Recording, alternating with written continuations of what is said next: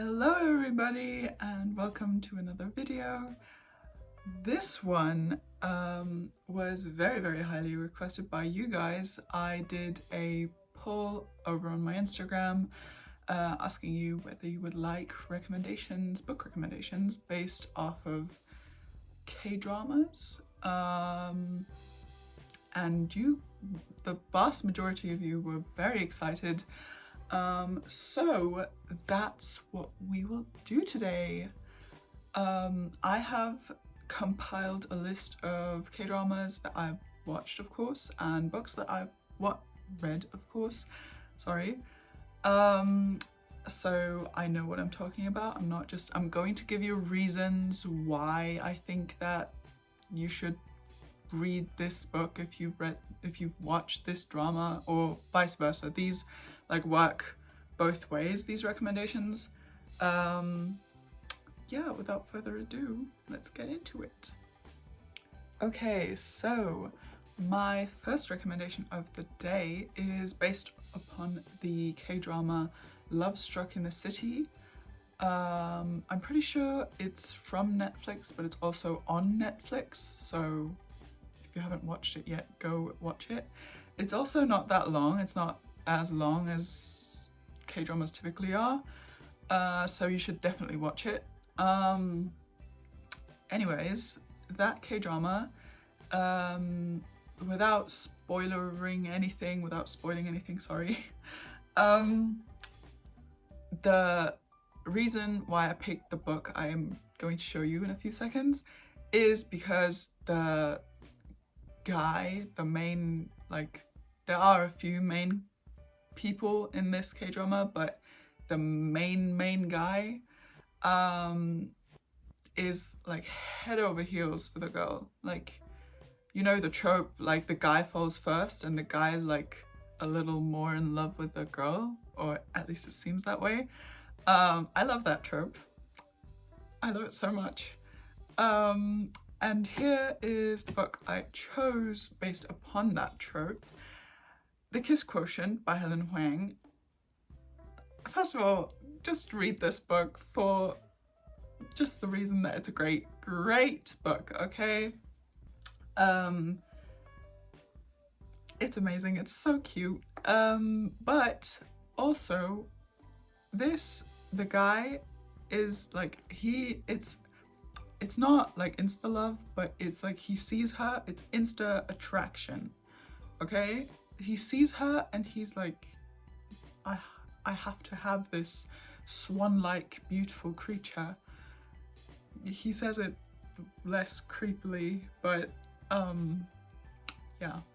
Anyway, this book and Lovestruck in the City, perfect combination. Just I'm giving you recommendations for both K-dramas and books right now, so just thank me, please. And how can you do that, you might ask?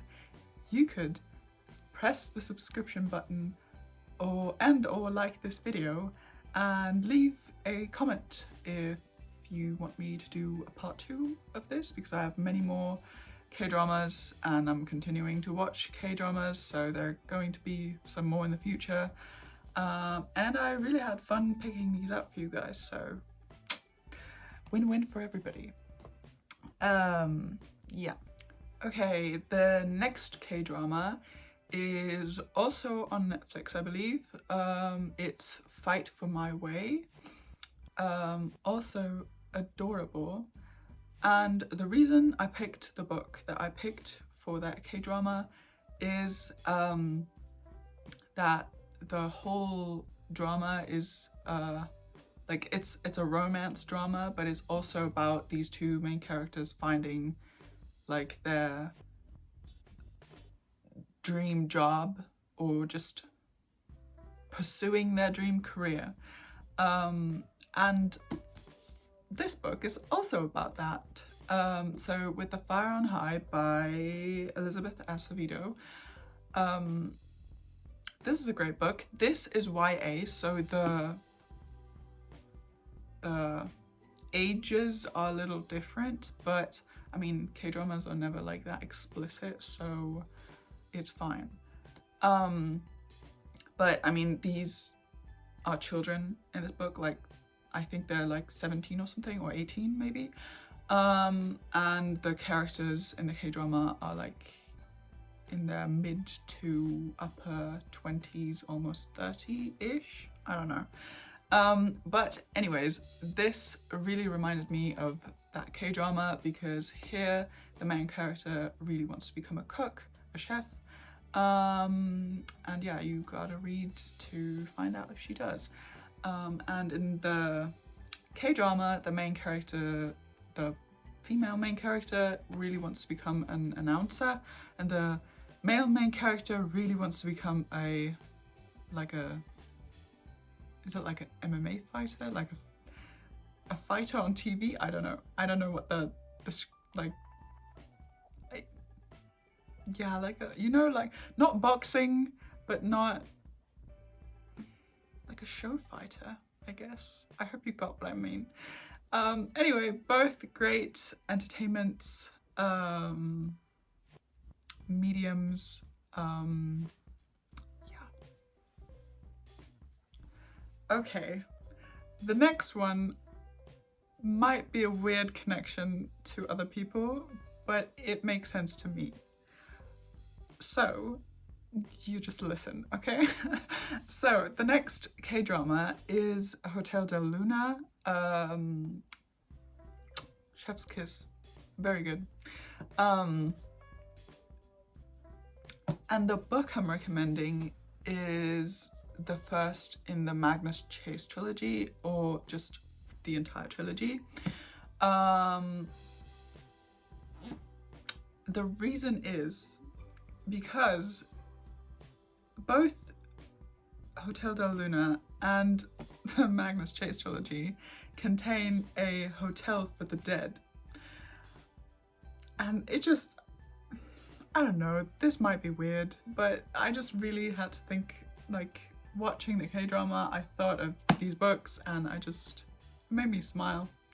And so I thought maybe, like, you might wonder, is there a book out there with a hotel of ghosts? It's like, don't get confused, okay? It's not a main issue here in this book, okay? It is in Hotel del Luna. It's not so much, it's just a, like, fact. It's just there. But most of this book, I think, takes place in that Hotel of the Dead. So I still think it's a good recommendation. Just go with it, please. Thank you. Okay, this next one I'm very proud of. It's the K-drama is The King Eternal Monarch, which is one of my favorites. It's so good. The romance, the plot, the bad guy, everything, just mwah. Okay, anyways, I'm geeking out. So this K-drama, again, it's not a spoiler, it's pretty much like in the first 5 minutes of the show, it's shown that we travel between two different worlds, okay? Back and forth. And the book recommendation I have for that very same concept is 1,000 Pieces of You by Claudia Gray. This book does not only contain two worlds, it's like 12 different dimensions. I don't know, there's a whole bunch of dimensions, okay? And yeah, we have the same thing with a chase going on between maybe a bad guy, maybe not a bad guy, I don't know. You have to read it to find out. This is also a trilogy. I have only read this first book. I need to finish this trilogy, but I'm lagging behind. I really am. Okay, that's off topic. But yeah, so The King Eternal Monarch and this baby. Okay, now this next K-drama, I've heard so many mixed reviews about this. Like, after I watched it, I really liked it. It's Nevertheless, by the way. It's also on Netflix, and I think it's from Netflix too. I'm not sure. But it's not your typical K-drama romance. It's more explicit. Like not explicit in the way that Western media might be, but just, you know, a little more explicit. Whatever. That doesn't matter. Anyways, there is one very, very toxic fuckboy that is the main character, but I still love him. And I still love the two characters together. I can't help it, okay? But apparently other people don't like that. They don't like him. I love him, okay? He's my baby. Don't come for him. We all have our faults, okay? Yeah. For that K-drama, I have this book recommendation for you. For that same reason, if you need a toxic fuckboy in your life, I'm sure we all do. It's better if it's in media, right, and not in real life. I'm presenting you with the media. So, Paper Princess by Erin Watt. Why can't I remember authors today? This is actually not YA. This is new adult, I think. Yeah, this is also a trilogy. I think there's some spin-off books, but I haven't read those, so I don't know. But toxic fuckboy, it's nice. It's good entertainment, okay? I would never say, like, this is great, this adds so much to your life in terms of, like, enriching your mind, but it's nice, okay? Don't judge me. Okay, this next one might be a little out there in terms of, like, you might not get the connection, but I get the connection, so just, yeah.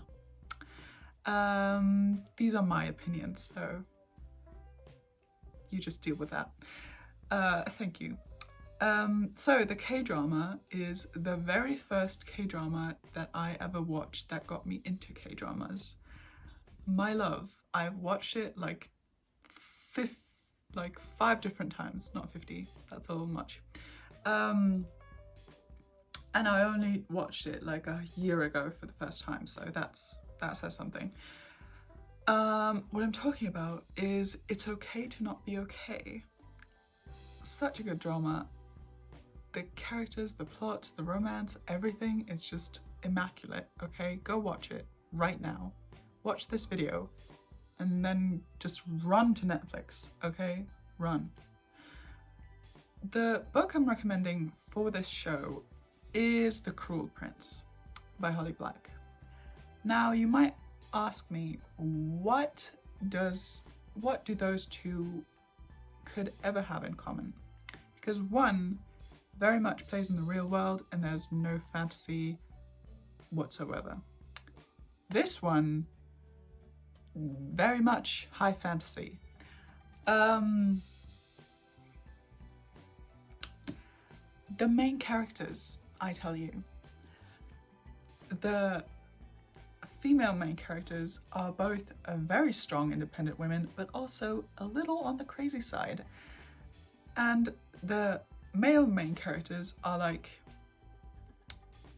blocked off emotionally and need the female main characters to like make them break out of their shell and like change their lives and stuff. So it's essentially the same plot, right? No, it's not, but anyways, I hope you get what I mean. It makes sense to me.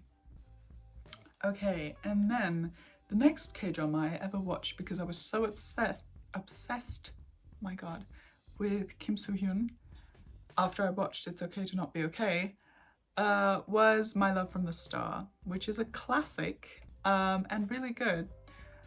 And it really reminded me of this book, which is Obsidian by Jennifer L. Armentrout.